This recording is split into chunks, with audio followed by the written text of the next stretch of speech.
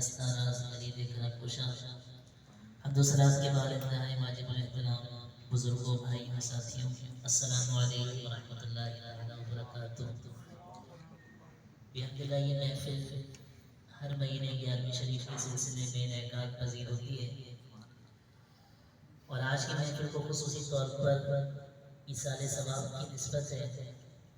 یہ جو محسن فوڈز ہے اس کے بانی ہمارے سید محسن بھائی چند دنوں قبل ان کے سسر کا انتقال ہوا، تو اس مناسبت سے آج درس قرآن کا موضوع اپنے والدین کی عظمت رکھا۔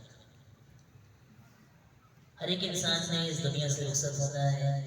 قرآن مجید میں اللہ رب العزت نے ارشاد فرمایا کل نفس ذائقۃ الموت، کہ ہر ایک جان نے موت کا مزہ چکھنا ہے۔ کوئی ایسا نہیں ہے کہ دنیا میں ہمیشہ رہے گا، بلکہ دنیا میں جو آئے گا ایک نہ ایک دن اسے اس دنیا سے رخصت ہونا ہے۔ تو قرآن نے اعلان کیا کل نفس ذائقۃ الموت، کہ ہر جان نے موت کا مزہ چکھنا ہے۔ لیکن آگے بیان فرمایا فمن زحزح عن النار، جس شخص کو آگ سے بچا لیا گیا، وادخل الجنۃ، اور جنت میں داخل کر دیا گیا، فقد فاز، تو بے شک وہ شخص کامیاب ہو گیا۔ کہ جس نے زندگی اس طرح گزاری کہ دوزخ کی آگ اس کے قریب بھی نہ آ سکی، اور اللہ تبارک و تعالیٰ نے اسے صالح اعمال کے سبب جنت میں داخلہ عطا فرما دیا، فقط فازا، تو بے شک وہ شخص کامیاب ہو گیا۔ اور آگے فرمایا وَمَا الْحَيَاةُ الدُّنْيَا إِلَّا مَتَاعُ الْغُرُورِ، اور دنیا کی جو زندگی ہے یہ تو صرف دھوکے کا سامان ہے۔ دنیا کی زندگی حدیث پاک میں آتا ہے مومن کے لیے دنیا اس طرح ہے کہ جس طرح ایک شخص روڈ پار کرتا ہے تو کتنا سا وقت ہوتا ہے، تو بندہ مومن کے لیے اتنا سا وقت ہے۔ تو بندہ مومن کو چاہیے کہ وہ اس مختصر سی زندگی میں زیادہ سے زیادہ اعمال صالحہ کر کے اپنے رب کو راضی کرے۔ حدیث پاک میں آتا ہے کہ جب انسان مر جاتا ہے تو اس کے جنازے کے ساتھ 3 چیزیں جاتی ہیں۔ نمبر 1 اس کے اعمال جاتے ہیں، نمبر 2 اس کا مال جاتا ہے، اور نمبر 3 اس کے گھر والے جاتے ہیں اسے دفنانے کے لیے۔ حدیث پاک میں ذکر ہے کہ جب انسان کو دفنا دیا جاتا ہے تو 2 چیزیں وہ واپس ہو جاتی ہیں، یعنی اس کے گھر والے اسے دفنا کر اپنے گھروں میں چلے جاتے ہیں، اور اس کا مال وہ اس کے ورثاء میں تقسیم کر دیا جاتا ہے۔ لیکن جو اعمال ہیں وہ اس کے ساتھ اس کے قبر میں جاتے ہیں، اور ان اعمال کی بنیاد پر اللہ تبارک و تعالیٰ اس بندے کے حق میں فیصلہ فرماتا ہے۔ اگر بندے کے اعمال اچھے ہوتے ہیں تو اللہ تبارک و تعالیٰ جنت کا داخلہ عطا فرماتا ہے، لیکن الیاذ باللہ اللہ نہ کرے کسی بندے کے اعمال برے ہوں تو اللہ تبارک و تعالیٰ اسے دوزخ میں داخلہ عطا فرماتا ہے۔ تو کامیاب انسان وہ ہے جو اس دنیا کی زندگی میں اپنے آپ کو اس طرح مینٹین کرے کہ وہ اللہ رب العزت اور نبی کریم علیہ السلام کے فرامین کے مطابق اپنی زندگی گزارے، وہ شخص کامیاب ہے۔ تو یقیناً ہر ایک شخص نے جانا ہے، اور ہمارے محسن بھائی کے سسر کا انتقال ہوا، میں ان کے جنازے میں گیا، انتہائی نورانی چہرہ تھا، اللہ رب العزت ان کی بخشش و مغفرت فرمائے۔ قرآن مجید 15ویں سپارے کے اندر اللہ رب العزت نے چند آیتیں والدین کی عظمت میں بیان فرمائی، اور وہ آیتیں انتہائی جامع ہیں۔ اگر کوئی انسان ان آیات کو اچھی طرح سمجھ لے تو آپ یقین جانیے وہ انسان دنیا میں بھی کامیاب ہو جائے گا اور آخرت میں بھی کامیاب ہو جائے گا۔ سورہ بنی اسرائیل کا 3واں رکوع ہے، اللہ رب العزت نے ارشاد فرمایا وَقَضَىٰ رَبُّكَ أَلَّا تَعْبُدُوا إِلَّا إِيَّاهُ، اور تمہارے رب نے فیصلہ فرما دیا یہ کہ تم صرف اللہ تبارک و تعالیٰ کی عبادت کرو۔ اللہ تبارک و تعالیٰ نے کیا فیصلہ فرمایا کہ بندے وہ صرف اللہ تبارک و تعالیٰ کی عبادت کریں، اور آگے فرمایا وَبِالْوَالِدَيْنِ إِحْسَانًا، اور لوگوں کو چاہیے کہ وہ والدین کے ساتھ حسن سلوک کریں۔ والدین کی عظمت بیان کرنے کے لیے جو لفظ اللہ رب العزت نے جملہ استعمال فرمایا وَبِالْوَالِدَيْنِ إِحْسَانًا، کہ اے بندوں والدین کے ساتھ حسن سلوک کرو، تو والدین کی عظمت کے لیے یہ جملہ کافی تھا، لیکن اللہ رب العزت نے اس کے بعد بھی آیتیں بیان فرمائی اور اس کے اندر بھی والدین کی عظمت کو بیان فرمایا۔ ایک بزرگ سے پوچھا گیا کہ حضرت والدین سے حسن سلوک کرنے کا مطلب کیا ہے؟ حضرت ابو الحسن رحمۃ اللہ تعالیٰ علیہ بہت بڑے بزرگ ہیں، ان سے پوچھا گیا کہ حضرت یہ بتائیے کہ والدین سے حسن سلوک کرنے کا مطلب کیا ہے، والدین کے ساتھ بہترین سلوک کس طرح کیا جائے؟ تو آپ نے فرمایا کہ اے بندے، تیرے پاس جو کچھ ہے تو والدین کی خوشنودی کے لیے ان پر خرچ کر، اور ان کا کہنا مان یہ ہے والدین کے ساتھ حسن سلوک کرنا۔ اگر تو والدین کے ساتھ اس طرح کا رویہ اختیار کرتا ہے تو گویا کہ تم نے والدین کے ساتھ حسن سلوک کیا، والدین کے ساتھ اچھا سلوک کیا۔ اور حضرت عبداللہ ابن عباس رضی اللہ تعالیٰ عنہ، یہ وہ صحابی ہیں کہ جنہیں سید المفسرین کہا جاتا ہے، یعنی جتنے بھی قرآن پاک کی تفسیریں ہیں ان میں سب سے بہترین تفسیر کرنے والے وہ سیدنا عبداللہ ابن عباس رضی اللہ تعالیٰ عنہ۔ آپ کی روایت ہے، آپ کیا فرماتے ہیں؟ آپ فرماتے ہیں کہ میرے نزدیک اللہ تبارک و تعالیٰ سے قریب ہونے کا جو سب سے بڑا ذریعہ ہے وہ والدین کی خدمت ہے۔ یعنی یہ ایسا شارٹ کٹ ہے کہ انسان وہ ریاضت بھی نہ کرے، مجاہدات بھی نہ کرے، لیکن والدین کی صحیح طرح خدمت کرے کہ والدین اس سے راضی ہو جائے، تو یقین جانیے کہ وہ اللہ تبارک و تعالیٰ کا قرب حاصل کر لے۔ حضرت بایزید بستامی رحمۃ اللہ تعالیٰ علیہ، آپ نے یقیناً نام سنا ہوگا، صوفیہ کی ہستی میں ایک بہت بڑا نام۔ حضرت بایزید بستامی نے اپنی والدہ سے اجازت لی کہ والدہ امی جان مجھے آپ اجازت دیں تاکہ میں جنگلوں میں جا کر عبادت کروں اور اپنے رب کو راضی کر سکوں۔ والدہ نے اجازت دے دی، حضرت بایزید بستامی چلے گئے صحرا میں، وہاں عبادت کرنے لگے۔ تقریباً 12 سے 14 سال کا عرصہ گزر گیا، لیکن وہ اللہ تبارک و تعالیٰ کا قرب حاصل نہیں ہو سکا۔ آپ ایک مرتبہ 14 سال آپ نے مجاہدات کیے، عباداتیں کی، لیکن اس کے بعد آپ کا ایک رستے سے گزر ہوا تو اس رستے میں آپ کا گھر موجود تھا۔ آپ کو 14 سال پرانی بات یاد آ گئی کہ یہ تو میرا گھر ہے، تو آپ نے سوچا کہ میں اپنی والدہ سے ملاقات کروں۔ جب دروازے پر دستک دی تو والدہ کی محبت دیکھیں کہ ماں اپنے بچوں سے کیسی محبت کرتی ہے۔ 14 سال کا عرصہ گزر گیا، بایزید بستامی علیہ رحمہ نے دستک دی تو والدہ نے کہا کہ ٹھہرو بیٹا، بایزید میں آ رہے ہیں۔ یہ ہے ماں کی بچے سے محبت۔ حضرت بایزید بستامی جب گھر میں داخل ہوئے، مختصر کر کے میں عرض کر رہا ہوں کیونکہ وقت انتہائی کم ہے، حضرت بایزید بستامی علیہ رحمہ جب گھر میں داخل ہوئے تو والدہ نے ان سے فرمایا کہ بیٹا میرے لیے پانی لے کر آؤ۔ اب گاؤں میں آس پاس پانی موجود نہیں تھا، آپ کافی دور پانی لینے کے لیے گئے۔ جب آپ کشکول میں پیالے میں پانی لے کر آئے تو اس وقت تک ماں سو چکی تھی، لیکن آپ نے اپنی والدہ کا ادب کیسا کیا؟ آپ نے اپنی والدہ کا ادب ایسا کیا کہ جب آپ گھر میں داخل ہوئے، دیکھا کہ میری ماں سو رہی ہے، آپ ماں کے سامنے ہاتھ باندھ کر کھڑے ہو گئے۔ ایک ہاتھ میں پیالہ تھا، ایک ہاتھ سے ہاتھ باندھے ہوئے تھے، اور پوری رات گزر گئی۔ جب صبح ماں اٹھی تو دیکھا بایزید بستامی سامنے کھڑا ہے۔ کہا بیٹا بایزید کیا ہوا؟ حضرت بایزید بستامی نے عرض کی ماں میں پانی لے کر آیا تو آپ سو چکی تھی، میں نے گوارا نہیں کیا کہ میں بھی آرام کروں، لہٰذا میں پانی لے کر کھڑا رہا کہ آپ اٹھیں گی اور میں آپ کو پانی پیش کر دوں گا۔ اس عمل سے حضرت بایزید بستامی کی ماں اتنی خوش ہوئی کہ حضرت بایزید بستامی کی ماں نے دعا کے لیے ہاتھ بلند کیے اور اللہ تبارک و تعالیٰ کی بارگاہ میں عرض کی، اے اللہ بایزید کو اپنا قرب عطا فرما۔ والدہ کی یہ دعا کرنا تھا کہ اللہ رب العزت نے بایزید بستامی کو اپنا مقرب بندہ بنا دیا، اپنا محبوب بندہ بنا دیا۔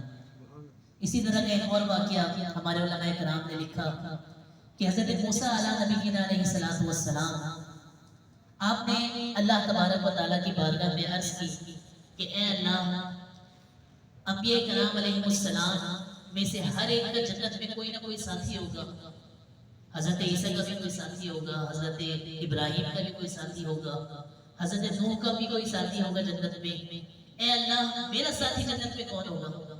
تو اللہ تبارک و تعالیٰ کی طرف سے وحی نازل ہوئی اور ارشاد فرمایا گیا، اے موسیٰ فلاں شہر میں ایک کسائی رہتا ہے، وہ کسائی جنت میں تیرا ساتھی ہوگا۔ حضرت موسیٰ علیہ نبی علیہ السلام بڑے متعجب ہوئے کہ ایک کسائی وہ جنت میں میرا ساتھی ہوگا، لہٰذا آپ نے اس کسائی کی طرف سفر کیا تاکہ حضرت موسیٰ اس بات کو جان سکیں کہ اس کسائی کا کیا عمل ہے کہ اس عمل کی وجہ سے اللہ تبارک و تعالیٰ نے اسے جنت میں میرا ساتھ عطا فرما دیا۔ حضرت موسیٰ سفر کر کے گئے، دیکھا وہ کسائی دکان میں بیٹھ کر لوگوں کو گوشت بیچ رہا ہے. جب دکان بند ہونے کا وقت آیا حضرت موسیٰ اس کے پاس گئے اور حضرت موسیٰ نے فرمایا کہ آج ہم تمہارے گھر مہمان بننا چاہتے ہیں. لہٰذا اس شخص نے قبول کیا اور کہا کہ آپ ہمارے گھر مہمان بن کر چلے. حضرت موسیٰ اور وہ کسائی جب گھر پہنچے یعنی کسائی کے گھر پہنچے تو کسائی نے گھر میں پہنچتے ساتھ اپنی بوڑھی والدہ کو سلام کیا اور جاتے ساتھ اپنی بوڑھی والدہ جو چارپائی پر لیٹی ہوئی تھی اس کے ہاتھ دھلائے اور اسے اپنے ہاتھوں سے روٹی شوربے میں ڈبو کر انتہائی محبت سے انتہائی نرم دلی سے اور انتہائی پیار سے کھلایا. کھلانے کے بعد اپنی ماں کے ہاتھ دھلائے پانی پلایا. اس کے بعد ماں اس قدر خوش ہوئی کہ ماں نے یہ دعا مانگی کہ اے اللہ میرے اس بیٹے کو جنت میں موسیٰ علیہ السلام کا ساتھ عطا. والدہ نے یہ دعا مانگی اور حضرت موسیٰ علیہ السلام کا ساتھی اس کسائی کو بنا دیا گیا. تو ان واقعات سے اس بات کا اندازہ لگائیے کہ انسان والدین کی خدمت کر کر کتنا بڑا مرتبہ پا لیتا ہے. تو قرآن نے بیان فرما دیا کہ اگر کامیابی چاہتے ہو وبالوالدین احسانا والدین کے ساتھ حسن سلوک کرو. حضرت ابو الحسن رحمۃ اللہ تعالیٰ علیہ سے پوچھا گیا کہ حضرت یہ بتائیں کہ انسان سب سے نافرمان کب ہوتا ہے, یعنی کون سا ایسا انسان ہے جسے کہا جائے کہ یہ انتہائی بدبخت انتہائی نافرمان شخص ہے. تو آپ نے فرمایا کہ وہ شخص انتہائی نافرمان ہے بدبخت ہے جو اپنے والدین کو محروم کرتا ہے, یعنی اپنے والدین کے حقوق ادا نہ کرے, اپنی زندگی میں اس قدر مست ہو جائے کہ اسے اس بات کا احساس ہی نہ ہو کہ میرے والدین بھی اس دنیا میں رہتے ہیں. پہلے تو یہ مغربی ممالک میں ہوتا تھا کہ اولڈ ہاؤسز کا قیام ہوتا تھا اور مغربی مرد اور مغربی عورت یورپی دنیا میں اپنے والدین کو اولڈ ہاؤسز میں ڈال دیتے تھے. لیکن افسوس کے ساتھ اس وقت پاکستان میں اور اسلامی معاشروں میں بھی یہ رواج عام ہو چکا ہے کہ اولڈ ہاؤسز قائم ہوتے ہیں اور اولاد اپنے والدین کو اولڈ ہاؤسز میں ڈال دیتی ہے. اللہ رب العزت ہمیں فکر کرنے کی توفیق عطا فرمائے اور والدین کے صحیح معنوں میں عزت و احترام کرنے کی توفیق عطا فرمائے.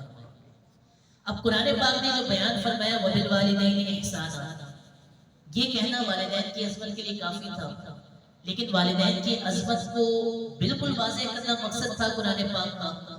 تو قرآن پاک نے اس مضمون کو فقط وبالوالدین احسانا پر موقوف نہیں کیا بلکہ اسے اور آگے بڑھایا اور ارشاد فرمایا اما یبلغن عندک الکبر احدهما او کلاهما, کہ بہرحال والدین یا والدین میں سے کوئی ایک جب بڑھاپے کو پہنچ جائے فلا تقل لهما اف, تو تم نے والدین سے اف تک نہیں کہنا.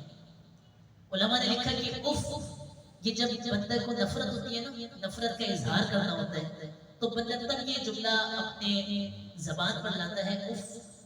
تو قرآن پاک نے ایک حد بیان کر دیا کہ اف تک نہیں کہنا اور آگے فرمایا ولا تنہرهما, اور تم نے والدین کو جھڑکنا بھی نہیں ہے, والدین کو ڈانٹنا بھی نہیں ہے. وقل لهما قولا کریما, اور تم والدین سے قول کریم یعنی اچھی بات کرو, انتہائی نرم دلی سے بات کرو.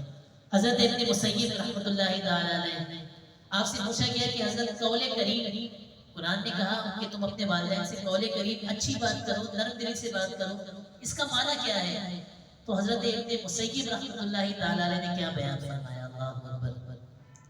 آپ فرماتے ہیں کہ اس کا معنی یہ ہے کہ تم والدین سے نرم دلی سے بات کرو. اس کا معنی یہ ہے کہ اس کو آپ اس مثال کے ذریعے سے سمجھے. حضرت نے سمجھایا کہ جب کوئی انسان غلام ہوتا ہے اور اس کا آقا انتہائی سخت مزاج ہوتا ہے اور غلام کوئی غلطی کر دے, آقا پہلے ہی سخت مزاج, غلام پہ ہر وقت غصے میں رہتا ہے, شدت میں رہتا ہے, غضب میں رہتا ہے. اب وہ غلام جب غلطی کرتے ایسے آقا کے سامنے تو وہ غلام اپنے آقا کے سامنے کس طرح عاجزی کے ساتھ اور کس طرح ڈر کر پیش ہوگا. تو حضرت ابن مسیب رحمۃ اللہ تعالی علیہ نے فرمایا کہ اولاد کو چاہیے کہ وہ والدین سے کس طرح پیش آئے کہ انتہائی عاجزی کے ساتھ, انتہائی نرم دلی کے ساتھ. اور آگے فرمایا وَخْفِضْ لَهُمَا جَنَاحَ الذُّلِّ مِنَ الرَّحْمَةِ, کہ ان کے لیے نرم دلی سے عاجزی کے پروں کو بچھا دو. ادھر مفسرین کرام نے لکھا کہ اللہ رب العزت نے جناح کا لفظ کو استعمال کیا. لفظ جناح عربی میں پروں کو کہتے ہیں کہ والدین کے لیے اپنے پروں کو بچھا دو، اس سے مراد ہے کہ اپنے بازوؤں کو بچھا دو. لیکن ادھر جناح کا جو ذکر کیا اس میں مفسرین کرام نے ایک بڑا بہترین نقطہ لکھا. مفسرین کرام فرماتے ہیں کہ جب پرندہ اڑتا ہے اور اپنے پروں کو کھولتا ہے تو جتنی بھی ہوائیں ہیں وہ اپنے پروں کے اندر سمیٹ لیتا ہے، اور ان ہواؤں کی بدولت اس پرندے میں ایک اضافی جان آ جاتی ہے.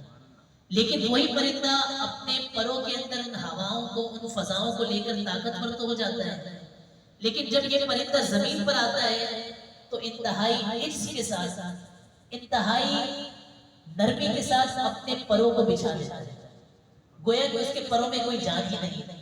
تو اس آیت کریمہ میں جناح کا لفظ استعمال فرما کر اللہ رب العزت نے اس بات کی طرف اشارہ کیا کہ اے بندہ مومن، تو دنیا میں جتنا بھی بڑا مرتبہ حاصل کر لے، تو وزیر بن جا، رئیس بن جا، حکمران بن جا، بڑا عالم دین بن جا، بڑا مفتی بن جا، لیکن جب تو والدین کی خدمت میں حاضر ہو تو اپنے تمام طرح کے مرتبوں کو بھول جا، تمام طرح کے مرتبہ کو ایک طرف رکھ اور انتہائی عجز کے ساتھ، انتہائی عاجزی کے ساتھ اپنے ماں باپ کی خدمت میں مصروف ہو جا. یہ ہے والدین کے ساتھ خدمت کرنے کا حق. اور آگے فرمایا وَقُلْ رَبِّ ارْحَمْهُمَا كَمَا رَبَّيَانِي صَغِيرًا، اور اے بندے تو اپنے رب سے اس طرح دعا کر کے اے اللہ جس طرح میرے والدین نے بچپن میں میرا خیال کیا، میری پرورش کی، اے اللہ تو بھی ان پر رحم فرما. حضرت زہیر بن محمد رحمۃ اللہ تعالی نے فرماتے ہیں کہ اگر والدین غلط فہمی کی وجہ سے اولاد کو غلط ڈانٹ دیں، یعنی مثال کے طور پر یہ مائک میں نے گرا دیا یا میں نے نہیں گرایا لیکن میرے والدین مجھے ڈانٹتے ہیں کہ آپ نے مائک گرا دیا، تو حضرت زہیر بن محمد فرماتے ہیں کہ اولاد کو یہ حق نہیں ہے کہ اپنے والدین سے اس حوالے سے بھی بحث کر سکے. حضرت زہیر بن محمد رحمۃ اللہ تعالی علیہ فرماتے ہیں کہ اگر والدین غلط فہمی کی وجہ سے لعنت دے دیں، حتیٰ کہ گالی بھی بک دیں، تو اولاد کے لیے حکم یہ ہے کہ اولاد اپنے والدین کو اس طرح دعا دے کہ اے اللہ تو میرے والدین پر رحم فرما. یہ ہے والدین کی عظمت. تو کامیاب انسان وہ ہے جو اس دنیا میں رہ کر اللہ تبارک و تعالیٰ کی بندگی کا حق ادا کرے اور والدین کی خدمت کر کر اللہ تبارک و تعالیٰ کا قرب حاصل کرے. اللہ رب العزت کی بارگاہ میں دعا ہے کہ اللہ تبارک و تعالیٰ ہم سب کو اس مختصر سی دنیا میں خوب نیک اعمال کرنے کی توفیق عطا فرمائے، اپنے والدین کو راضی کرنے کی توفیق عطا فرمائے.